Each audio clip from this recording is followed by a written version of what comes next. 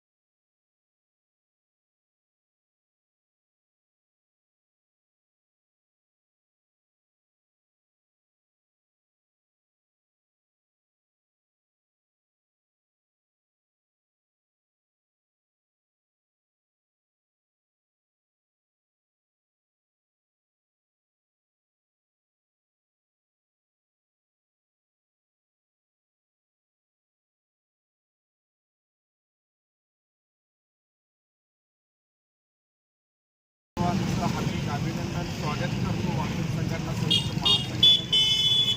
आपण जो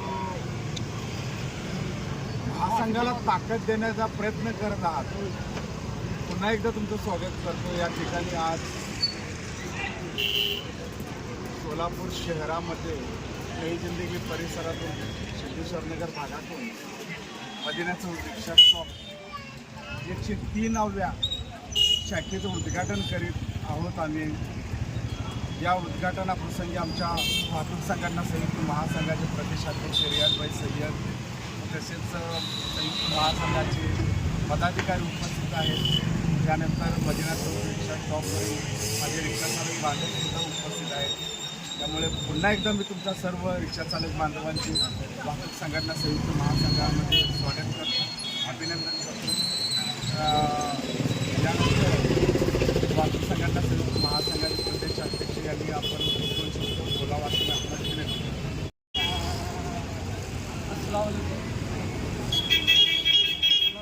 आज वाहतूक संघटना संयुक्त महासंघ की मदीना चौक रिक्षा स्टॉप से जो वाहतूक संघटना संयुक्त महासंघ से संलग्न होगी, आज जो नाम फलक का उद्घाटन हो रहा है, तो ये 103 स्टॉप 102 स्टॉप आज तक उद्घाटन हुए. कल परसों दिन हम इसमें जुनेघरपुर में 102 का स्टॉप का उद्घाटन करें. आज 103वां स्टॉप है और महासंघ की ताकत दिन ब दिन बढ़ती जा रही है.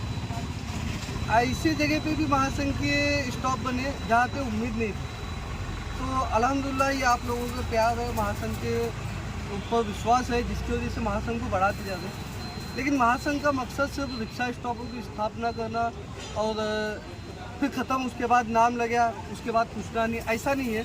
महासंघ रिक्शा स्टॉप की स्थापना करने की सबसे बड़ी वजह ये है कि स्टॉप जब महासंघ से संलग्न होता तो महासंघ कुछ अपने कायदे कानून बने, वो कायदे कानून के तरीके से स्टॉप चलेंगे. जैसे कि स्टॉप के ऊपर कोई अवैध रीति काम नहीं होना चाहिए, स्टॉप पे पैसेंजर को कोई नुकसान नहीं होना चाहिए, स्टॉप के ऊपर से जो रिक्शा चालक है वो निर्वैस नहीं होना चाहिए, कौन से उनको लत नहीं होनी चाहिए. इसी के साथ साथ हमारे यहाँ का एक स्टॉप ऐसा आदर्श स्टॉप बनना चाहिए जिसको देख के सोलापुर के रिक्शा स्टॉप वाले सोचे कि ये महासंघ के स्टॉप रहने से आज जो इनकी ताकत है, ये सही मायने में ऐसे स्टॉप होना चाहिए. ये हमारा एक मकसद है.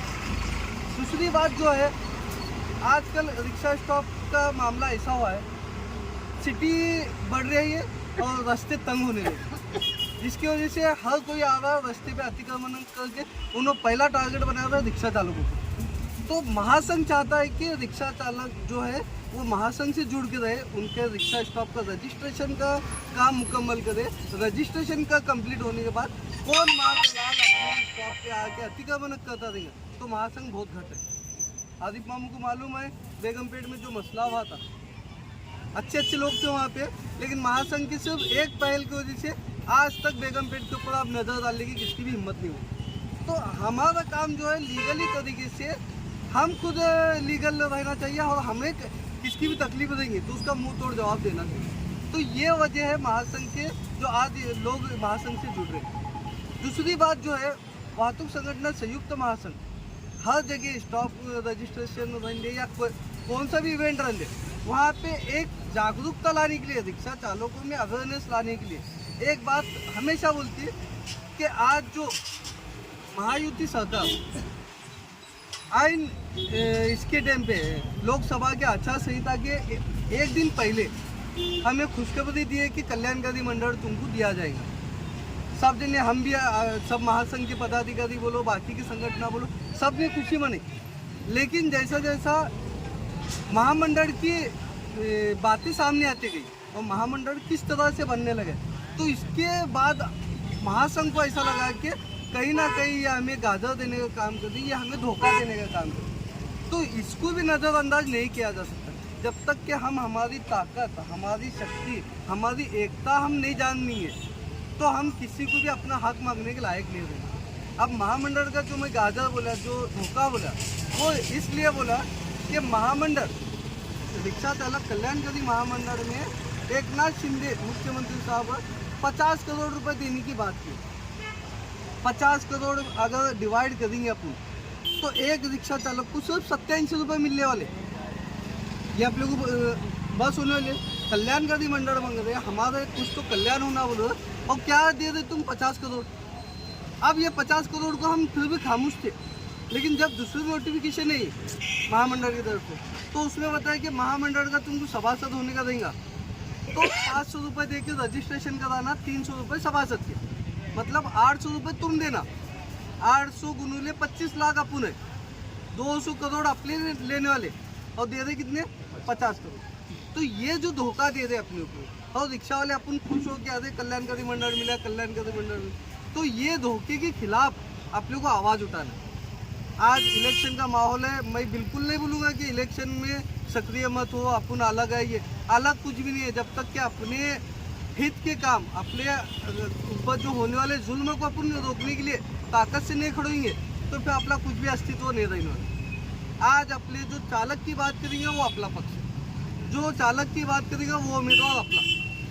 मैं बिल्कुल नहीं बोलता ये पक्ष अपना होना, वो पक्ष होना, लेकिन चालक का जब तक विषय नहीं लेंगे इन्हों, उनका उम्मीदवार को हम बिल्कुल पाठिंबा देने वाले नहीं, क्योंकि अपने मुद्दे विधान भवन में उठाने के लिए अपने को आमदार होना पड़ता है।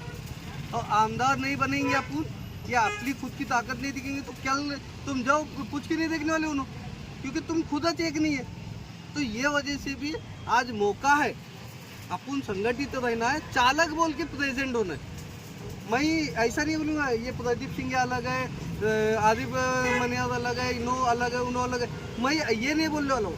अपन सब जने चालक बोल के, अपना रिप्रेजेंटेट चालक बोल के होना चाहिए, तब लोगों को लगेगा कि चालकों की भी कुछ समस्या है, वो समस्या को दूर करना होना। लेकिन क्या वेला है, अपन जाते एक जगह गलती करते सब करते, लेकिन वहाँ क्या है, मुस्लिम के इलाके में सब मुसलमान है मुझे पार्टिंबा मिला, हिंदू के इलाके में जाते सब हिंदू मुझे पार्टिंबा मिला। फिर हमारे चालक का पार्टिंबा उनको कभी दिखा है क्या? आज तक नहीं दिखा। तो अपने चालक है बोल के उनको अस्तित्व दिखाएंगे तो अपना पार्टिंबा उन्होंने लेंगे, और कल उन्होंने जीत के आने के बाद अपन उनको बता सकते कि हम तुमको काम कर दे, हमारा तुम काम करो।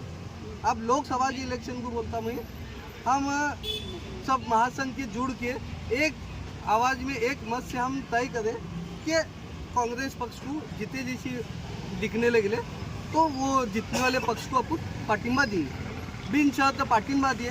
पार्टिंबा देने के बाद इलेक्शन हुआ, जीते भी उन्होंने, अपना उनका कुछ संबंध नहीं रहे। लेकिन जैसा अपने ऊपर एक संकट आया बड़ा, क्या संकट आया? 50 रुपये दंड, 50 रुपये दंड आया। आज अपने में कि कई लोगों को 80-80 हज़ार लाख रुपए तक दंड था। अब वो दंड का सिलसिला चलो तो अपन मोर्चे काढ़े, निवेदन दिए, सौंप दिए। गुलाब भाई, ये शो का रजिस्ट्रेशन हम किसी वजह से पूछे थे, तब जब नामुमकिन कर बोले थे, वहाँ जो पीछे बाद में से सब मिलके रियाज भाई बस गए। रियाज भाई ने जो है नामुमकिन काम को मुमकिन करके दिखाया, इसलिए मैं उनका स्टाफ की तरफ से दिल से इस्तेमाल करता हूँ। हीच महासंघाची ताकद हाँ, आहे, ये सर्व ताकत है। और जैसे कि जैसे जैसे रियाज भाई का बुलाव आएगा वैसा सबके साथ देना, ये मैं सबसे गुजारिश करता हूँ। धन्यवाद धन्यवाद पुन्हा एकदा मी तुमचं सर्वांचं स्वागत करतो।